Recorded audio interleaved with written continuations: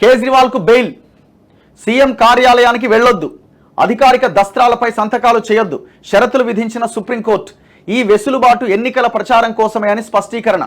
June 2వ తేదీన జైలుకు వెళ్లి లొంగిపోవాలి. గంటల వ్యవధిలో తీహార్ జైలు నుంచి విడుదలైన ఢిల్లీ సీఎం.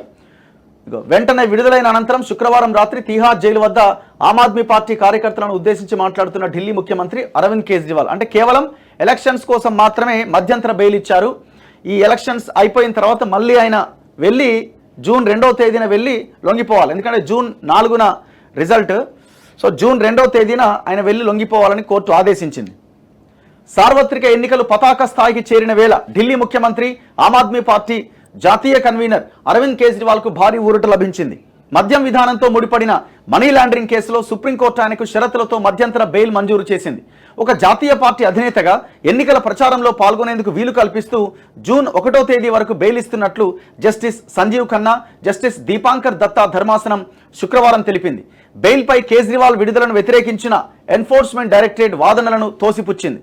జూన్ 1వ తేదీన చివరి విడత పోలింగ్ ముగుస్తుందని, ఆ మరుసటి రోజే అంటే జూన్ 2వ తేదీన తీహార్ జైలుకు వెళ్లి కేజ్రీవాల్ లొంగిపోవాలని ఆదేశించింది.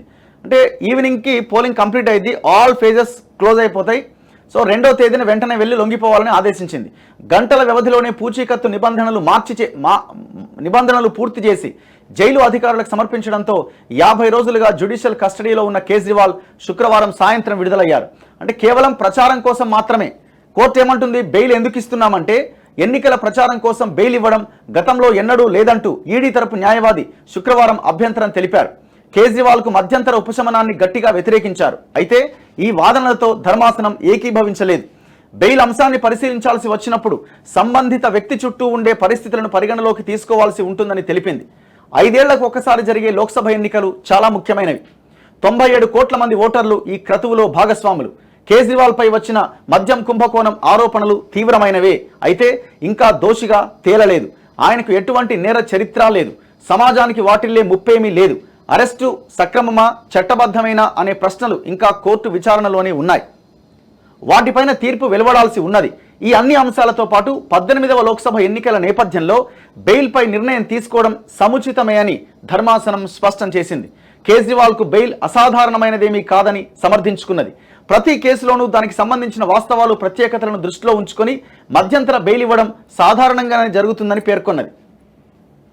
ఎన్నికల ప్రచారం కోసమే బెయిల్ మంజూరు చేస్తున్నందున కేజ్రీవాల్ ఈ 21 రోజులు ముఖ్యమంత్రి కార్యాలయానికి, సచివాలయానికి వెళ్లరాదని, అధికారిక దస్త్రాలపై ఎలాంటి సంతకాలు చేయరాదని ధర్మాసనం షరతు విధించింది.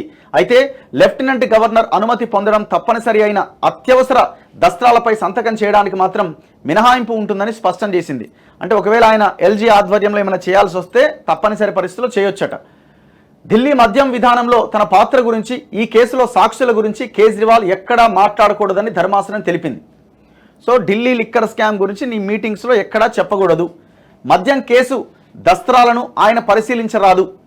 9 సార్లు సమన్లు జారీ చేసినా కేజ్రీవాల్ తమ ఎదుట హాజరు కాకపోవడంతోనే అరెస్టు చేయాల్సి వచ్చిందన్న ఈడీ వాదనతో ధర్మాసనం ఏకీభవిస్తూనే ఈ కేసులోని సానుకూల, ప్రతికూల అంశాలను కూడా ధర్మాసనం ప్రస్తావించింది.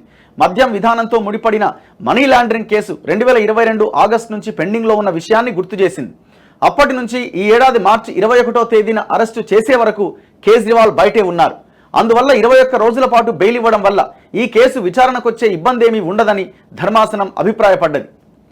జైలు వద్దకు ఆమ్ ఆద్మీ పార్టీ శ్రేణులట.